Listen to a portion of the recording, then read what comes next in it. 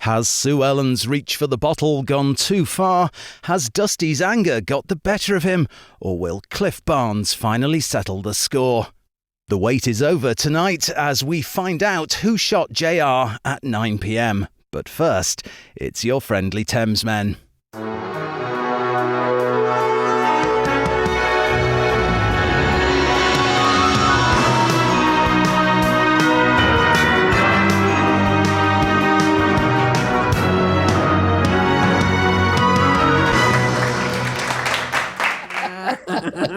That was a good one. I like that. That was very good. Yeah. How are you, my friend? I'm good. Hello, I'm George. I'm in Los Angeles. He is, and I'm Alexander in Colorado. There's not many British in Colorado. Are they not? Why not? Why do you think they're right? And I think that they all go to the West Coast. I think they all. I don't think you move from England to go to the mountains. I think you move from England for your work, and that's going to be a transient city like New York or San Francisco. So it's kind of unique being British here. So do they all point at you and go, what's that? Well, they don't like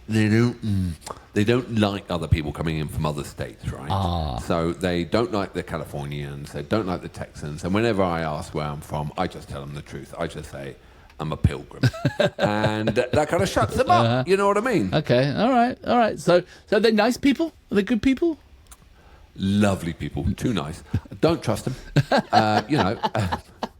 They don't trust me. I don't trust them. Okay. You don't need in Colorado, like or love it. I'm not going to get involved in the political bit, but you don't need. You can go to a shop. You don't need a license to get a gun. You can just walk in and get one. It is one of those weird states where it's a kind of mixture of libertarian views and sort of like more traditional right-wing sort of conservative views, isn't it? Because it was one of the first states to legalize marijuana and things, wasn't it? I think it is. It was the first state. Also, the not the mayor. What's he called? The governor. He's gay. Governor. He's gay. But I'm thinking about the whole gun thing. And if I'm going to do it, I'm going to do it. Are you going to do it? Well, I think if I am going to do it, I'll do it in style. And I've come out with the idea of a ankle pistol with a.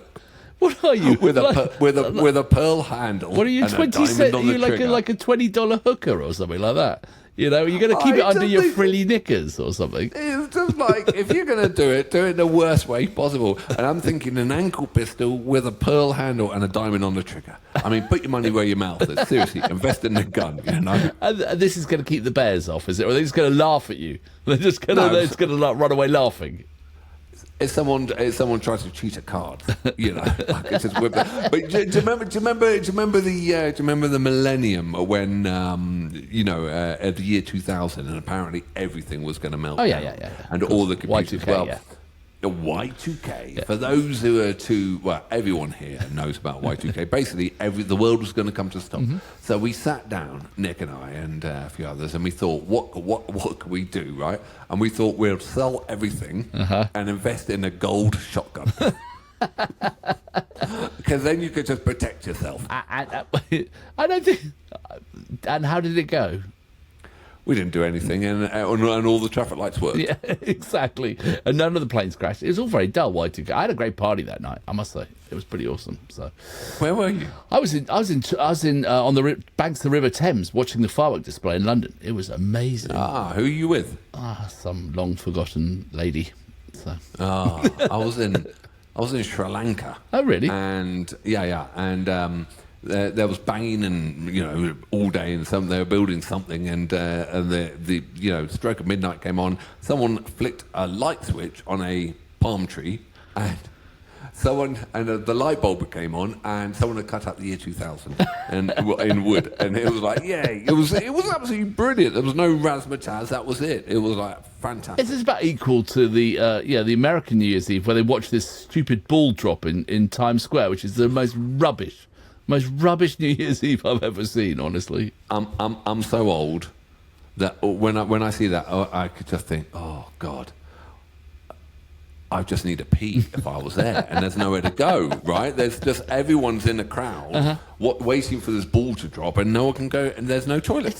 It's such a weird thing, that one. Anyway, beside the point. Let's get on with some music, shall we? Because I think Yes. we can always chat later, and So we are doing a one-off, aren't we? An odds and sods, and it's someone I've never heard of. Never heard of. Sounds like some sort of flour that you can bake with, Anyway, so this band's called Mother's Finest, 1976, track called Fire, formed in 1970 in Georgia. Mother's Finest had funky rhythms, heavy rock guitars, expressive soul vocals. After their second record signing, this time to Epic, after RCA screwed them around, they rode the wave of success thanks to their relentless touring and opening for likes of Black Sabbath, The Who, Aerosmith, and AC/DC. How come we never heard of them? Yeah, I don't know. Yeah. They had, just to rub it in, right? They had numerous gold records and would become a huge hit in Europe. Fuck me, where were we? It's 1976, so I was probably not paying attention. But anyway, yeah, carry on. Yeah. After probably... I'm not going to say, actually. In the US, however, they were battle being primarily a black African-American band and being told that they can't play rock and roll due to that. What a load of bollocks. Because we went through that before. I mean, like, it's just like African-Americans. Invented rock and roll. They fucking invented rock and roll. Chuck Berry and Little Richard, thank you fucking much. And from the other side... As a 1992, they were told they can't play rock and roll due to being African American. And from the other side, as their 1992 album was titled, Black Radio Won't Play This Record, leaving them with very little radio airplay from either community. This clip is from the legendary Rock Palace performance shows, and it shows them at their very peak. Ah, okay. All right. So I can't wait. Sounds great. So. Mother's Finest and Fire. Mother's Finest. It does sound like a type of flour, doesn't it? You bake your bread with. I can make my bread with my Mother's Finest. Yes. Absolutely. Yeah. Maybe it's a reference to weed. Do you think? Mother's Finest? Or if your Mother's Finest, if you go into the jar of your Mother's Finest, you might come out with a nice bit of herbage. That might have been true in your household. It certainly wasn't in mine. I'm more likely to find flour. I was going to say, what would your Mother's Finest be? Flour. No, okay then. But we'd still try to smoke it at that age. Snort it. But that's... Right. Let's hope it's not sourdough. Yeah. Right, let's do it. Mother's Finest Fire, 1976. 76. 3, 2, 1, boom. Oh, that's good. Yeah.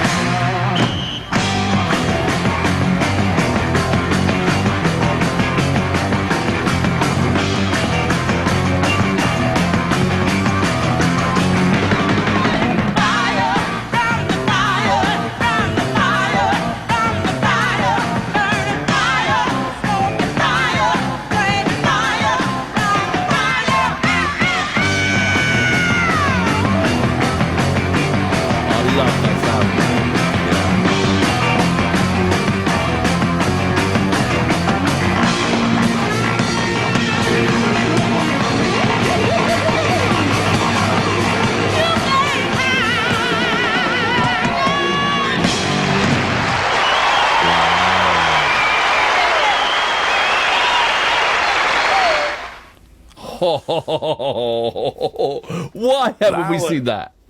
That was wild. That was completely amazing. There's so much to cover. Let's start with a band tighter than a toilet on a submarine. I mean, absolutely. Yeah. Amazing that they were so tight it sounded like a studio version. I mean, it was amazing. Like the note said that they've been extensively touring, and that is the sign of an extensively toured band. We've said it before. Like they can absolutely play it live. Where we saw like the early Black Sabbath. Remember how tight that was and things like that. And all the Aussie bands we see, which have been sort of in that sort of the furnace of pub gigging on the tour, it makes them tight as hell, and they were so tight. And then the vocals, just absolutely killer vocals. So amazing. Good. Her voice was just spot on, And his. They were all absolutely. And now we go to the back line and the band and the albino on the guitar. but the band was just really great. I just loved that bit where it was that sort of the chorus or a bridge, where it went into that sort of lower bass register kind of thing, and it was just like driving rhythm there. It was so good, And then we come to the song. It's like, when was it? 76. I recorded that. I think. Yeah, it was like you could hear soul, you could hear rock in there. You could pick all those elements out, but also just sprinkling on the top, but really early elements of disco. Yeah. And it wasn't a far stretch to actually drop the rock and the albino on a guitar and move straight into disco. It was like the very early bridge, and they had these three styles all come together, and I could just sniff a bit of disco in it. I thought it was brilliant, though. Yeah, exactly. And they had the look, they had the style, they looked amazing, and, the whole thing was just a great piece. And, and it was like Mother's finest video effects as well. It was fantastic. Quality video effects there, which is brilliant. I'm still in that era. I still love those video effects. I know. We use them the whole time, don't we? That's our thing. Exactly. We're stuck in that era. Mother's finest, you absolutely rock. All right. Do you think it's time for scores? Oh. Ta-da!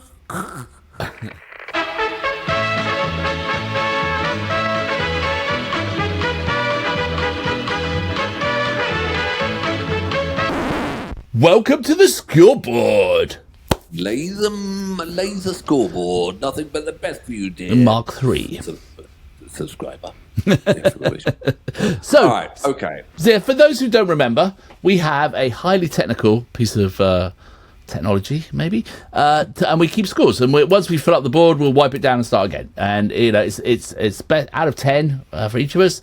And then we've got to do a bit of math, and then we'll see where they end up. And, at the top, we've got a Leonard Skinner Freebird and a 19.0. And at the bottom, we have our promotion for Joan Armour Trading. Only because Alex just blew it. I loved it. We've got Joan Armour Trading Week coming up. So, Chris, the curator, let's put a promotional track in there and really pump up Joan Armour Trading. Oh, fucking Jesus Christ, I blew that one. You blew that one. You don't get the whole point of a promotional track, do you? Yeah. Nah, okay. Not really into. Anyway, I don't think Leonard Skinner is going to be beaten until we clear the board. But nor should it be, because it's a technical masterpiece. Absolutely, yeah. Okay, so Mother's Finest, Fire from 1976. Where would you like to go with that one, sir? Whew. It's a really tricky one to score because the band was so goddamn brilliant and tight. Oh man, that was out of 10. That was a killer performance. I'm gonna give that an 8.9. Whoa, that's a big score. That's a big boy. That's a big score. You can't really knock the band. No, you can't was knock the track. You can't. I mean, even the outfits. I would like my bedroom attire to be that. It was a hell of a look, wasn't it? Everything about it. It was a great performance. 8.9. Yeah. I was going to go 8.2 is mine. Yeah, so 8.9. Can we just fire up the old calculator, please? Because it's a bit late in the day and my brain's not working. So 8.9, 17.1, I think. Is that right? 17.1. And look at that. They've just missed that 17 area wow, as well. That's a bit of what you can't see, or hopefully you can see with the writing, we got stuck on 17. There's a whole plethora of bands on 17. So Mother's Finest, now this is going to upset some people, is coming in above the Angels. and Jackson Brown and the Mamas and the Papas. So but Alan Parsons still pips him at the post. Oh, maybe we did. Maybe I did go a bit Billy Post. Oh God, the whole thing's falling down. Shit. It's all We're coming. going to have to get the labels. It's all coming down on us. Don't move. Don't move. All right, excellent. That was absolutely brilliant.